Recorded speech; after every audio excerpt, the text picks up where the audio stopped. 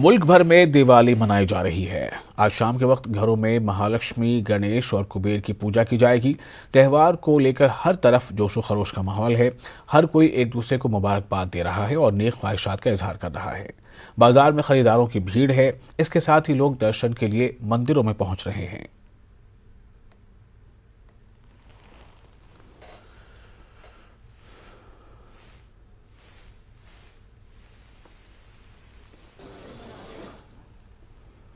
वजीर आजम नरेंद्र मोदी ने करगिल में जवानों के साथ दिवाली मनाई।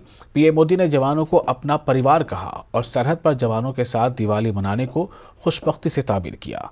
पीएम मोदी ने कहा कि सरहदों का तहफ़्फ़ुज़ ज़रूरी है, तभी मुल्क महफूज रहेगा और मुल्क जवानों की बहादुरी की वजह से अमन चैन से है। पीएम मोदी ने कहा कि पाकिस्तान के खिलाफ करगिल की हर लड़ाई में हिंदुस्तान की जीत हुई है और यही दहशतगर्दी के फन को कुचला गया। दीपावली दरअसल आतंक को खत्म करने के बाद को खत्म करने। एक भी लड़ाई ऐसी नहीं हुई है जहां कारगिल ने विजय ध्वज न फहराया हो।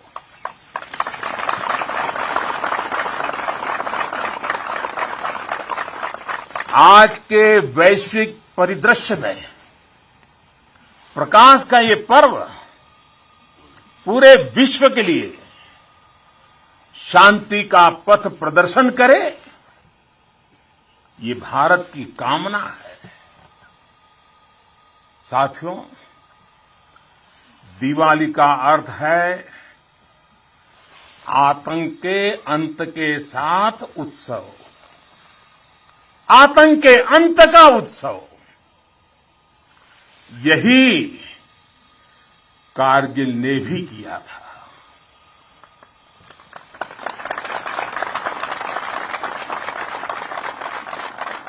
कारगिल में हमारी सेना ने आतंक के फन को कुचला था और देश में जीत की ऐसी दिवाली मनी थी, ऐसी दिवाली मनी थी कि लोग आज भी याद करते हैं।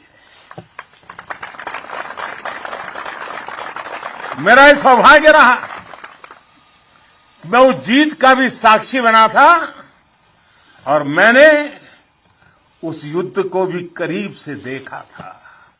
हम उस परंपरा को मानने वाले हैं जहां हमने युद्ध को कभी पहला विकल्प नहीं माना है। हमने हमेशा, ये हमारा वीरता का भी कारण है, हमारे संस्कार का भी कारण है कि हमने युद्ध को हमेशा अंतिम विकल्प माना है।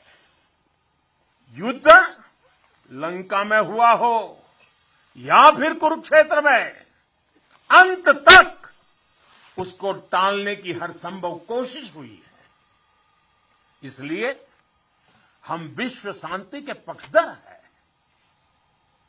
हम युद्ध के विरोधी हैं, लेकिन शांति भी बिना सामर्थ्य के संभव नहीं होती।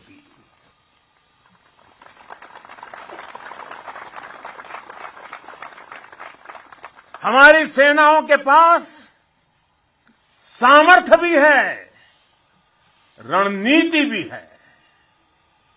अगर कोई हमारी तरफ नजर उठाकर देखेगा तो हमारी तीनों सेनाएं दुश्मन को उसी की भाषा में मुंहतोड़ जवाब देना भी जानती है।